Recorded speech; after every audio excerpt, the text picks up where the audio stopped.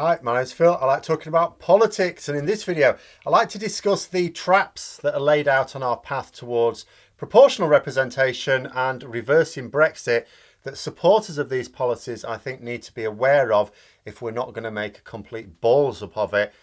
But there are a few things to say on each, so I think I'm going to focus on Brexit in this video and then do one on proportional representation tomorrow.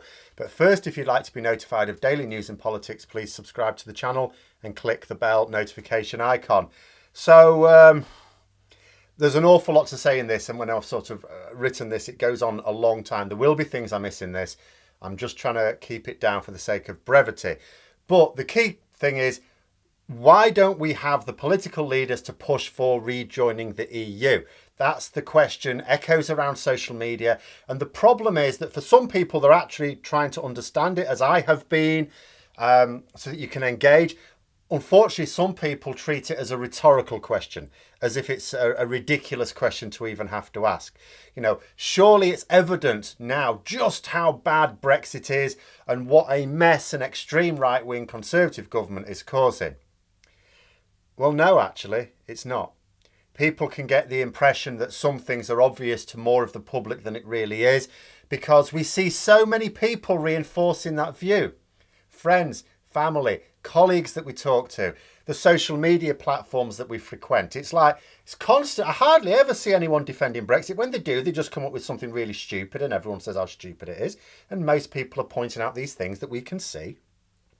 But this perception is amplified by the fact we live in echo chambers. And it's not just our social media circles. We understand that they are echo chambers effectively. Even our own social circles outside of social media. You know, because even if you don't naturally gravitate towards people of the same political views, that will or will not happen.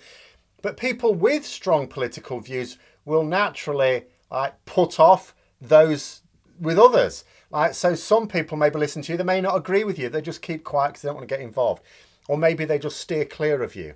So you still effectively create an echo chamber around yourself, even in physical life. You know, and it all acts to make you believe that more people in the country share your view than actually do.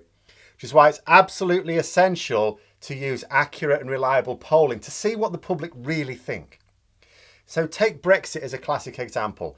Polls show a clearly greater number of people regretting Brexit than pleased we left the EU. Clear.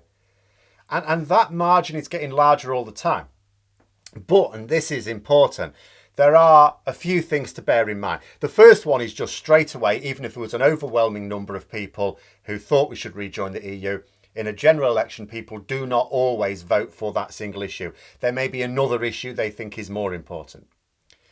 But secondly, although more people regret leaving than are glad we've left, the same is not true of people wanting to rejoin. There is no majority of people who want to rejoin.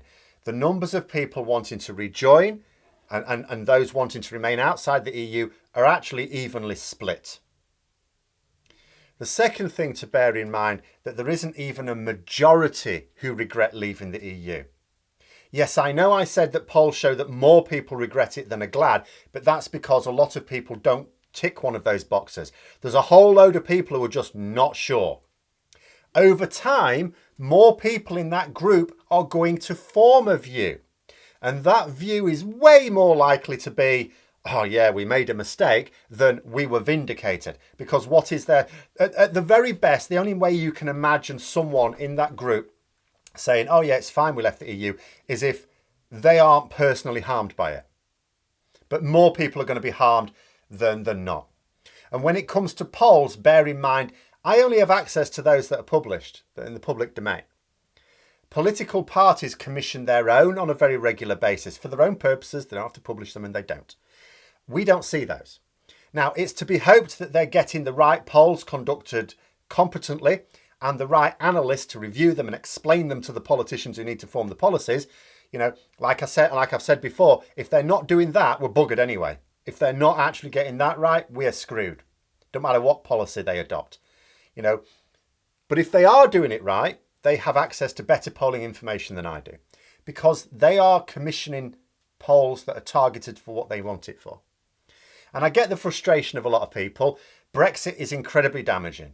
it's going to cause even more damage. And that, when I say damage, that word damage means lost lives, lost jobs, lost opportunities for our children. It's an absolute imperative that we rejoin with all haste. But we're not in a position to do so. I've sometimes challenged people to tell me what the plan is. There is no plan for doing that. It's not enough to say, well, if Labour champion it, then all of a sudden we'll be able to rejoin. No, we won't. They'll just lose the next election. I have criticised Labour for not exposing the damage of Brexit enough this year. But what I haven't criticised them for is not adopting a policy of rejoining the EU explicitly. The reason for this is largely because it is impossible to have such a policy, at least not yet.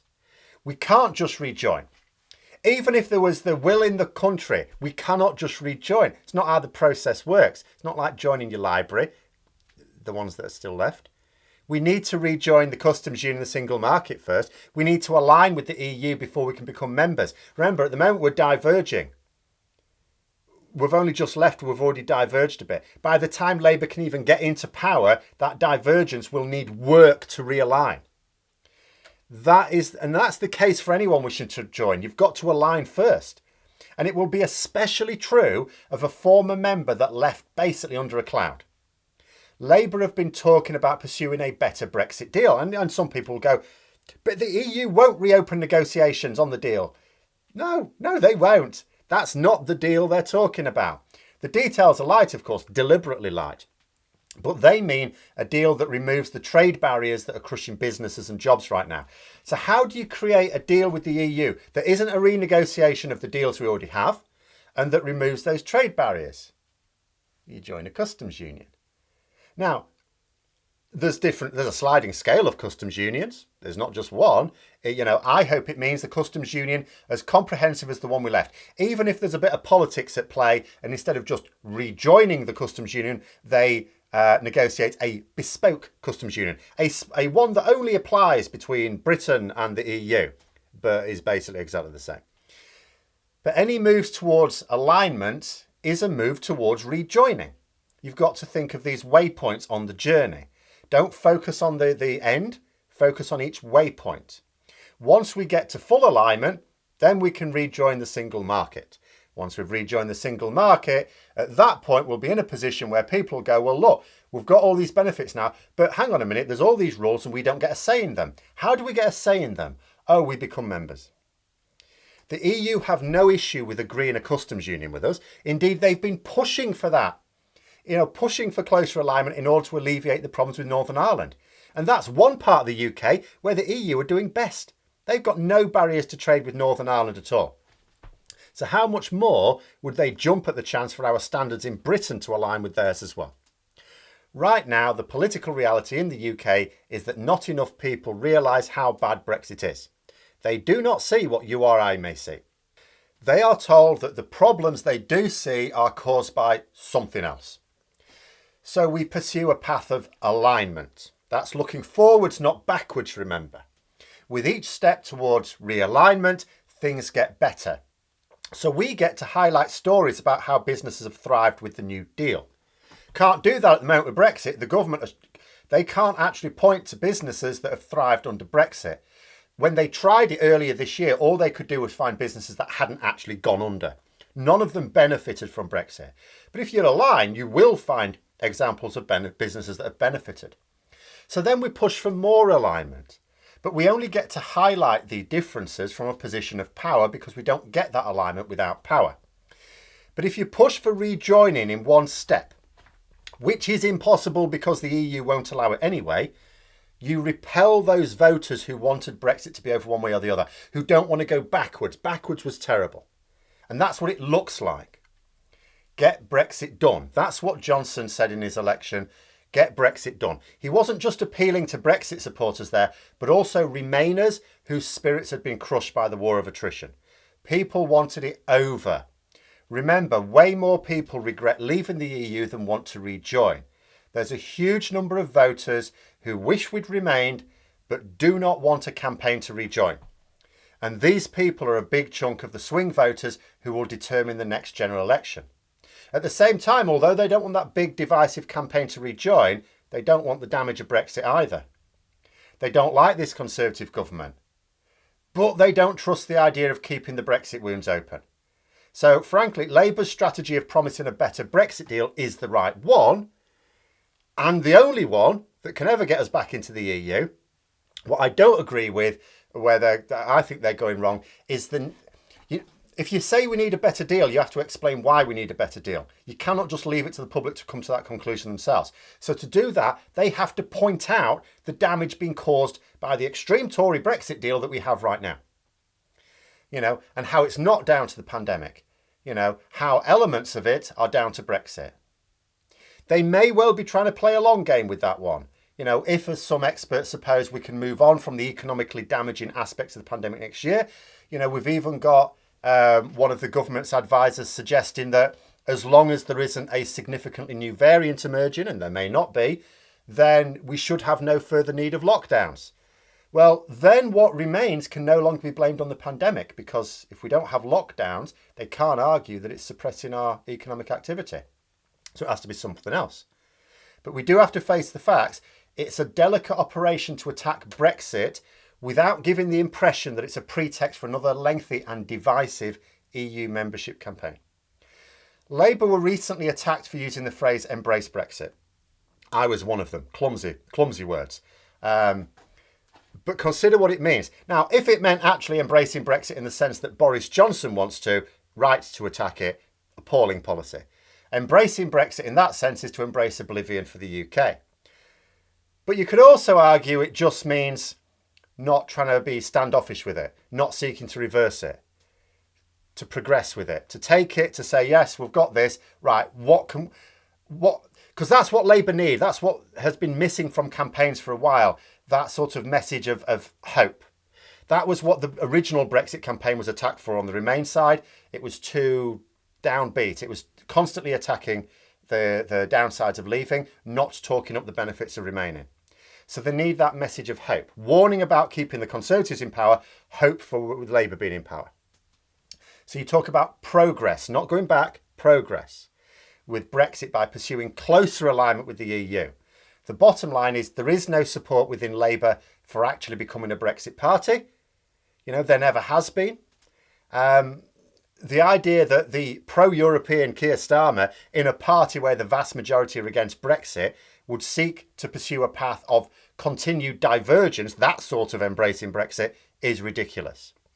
My view is that it would be better for people to stop falling for statements like that are clearly designed to prevent alarm amongst voters who are not ready to reverse Brexit.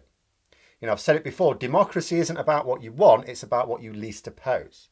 What's on offer at the next general election, from the point of view of Brexit, actually from the point of view of several things, why not? It's a government in the Conservatives who continue to diverge from the EU, continue to dismantle our democratic checks, NHS, police, schools, universities, the courts, everything that is not under the direct control of the billionaires. That's one choice. The other choice is a government made of one or more parties that will reinforce the NHS as well as those other institutions, who will restore respect for democratic norms, who will seek alignment with the EU. From a Brexit point of view, there is no option to vote for rejoining the EU. There is no option in the next Parliament because it's just as much of a unicorn as the original Brexit promise. You can't actually follow through on it. If the party that promised it won power, and there's only two parties that can win power, they couldn't actually do it. There aren't the votes to be won from such a position, and it's not possible to achieve anyway, because the EU would demand full alignment, that will take time, and proof that we wouldn't just leave as soon as the Tories get back in, and they'd want to know that the vast majority of the population are in favour. That means another referendum. So they'd have to spend years aligning, then have they got time for a referendum before the next general election? No. People don't want that yet. That's for later. The option regarding the EU is alignment or divergence, regardless of how any party phrases their policies. It doesn't matter how much the Conservatives talk about wanting friendship with Europe, what they pursue is a policy of friction. And it doesn't matter how much the Lib Dems or Labour may play down the reversal of Brexit and talk instead of moving ahead with it, what they will pursue is a policy of alignment. That's the choice. If you vote for the Conservatives or don't vote at all because you're not happy with the exact wording of a policy, you're voting for divergence. If you vote for whichever party is challenging the Conservatives, you're voting for alignment. It's really that simple. Now, I could go on a lot more about this. As I said, I've already gone on plenty, but I'll leave it at those thoughts for now. This is bound to crop up from time to time anyway, so other aspects of it are going to be chipped away in this debate. But for now, those are my thoughts. Let me know yours in the comments below. Tomorrow I'll be talking about proportional representation. Until next time, I'll see you later.